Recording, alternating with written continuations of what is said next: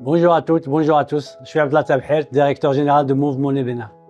Chez nous, nous avons toujours eu une conviction, votre argent doit circuler aussi librement que les idées, sans frontières, sans barrières pour tous. Aujourd'hui, cette vision franchit un cap historique. Avec le lancement par la BCAO de la plateforme interopérable des systèmes de paiement instantané, Move Money est devenu le premier et pour le moment le seul établissement de monnaie électronique au Bénin à ouvrir cette voie. Ce n'est pas un hasard, c'est plutôt par innovation et par une volonté forte et ferme de mieux vous servir.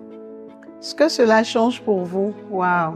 Fini les files d'attente, fini les complications. Vos transactions deviennent instantanées, 24 heures sur 24, 7 jours sur 7. Que ce soit vers une banque, une microfinance ou un autre émetteur de monnaie électronique, où que vous vous trouvez dans l'espace UEMOA. Et avec notre nouvelle application révolutionnaire, tout devient plus accessible et simple.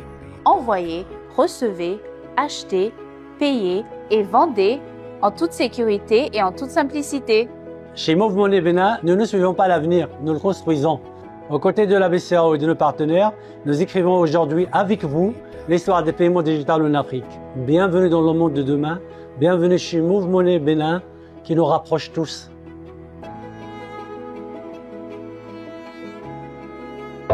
Move Money, avec toi chaque jour.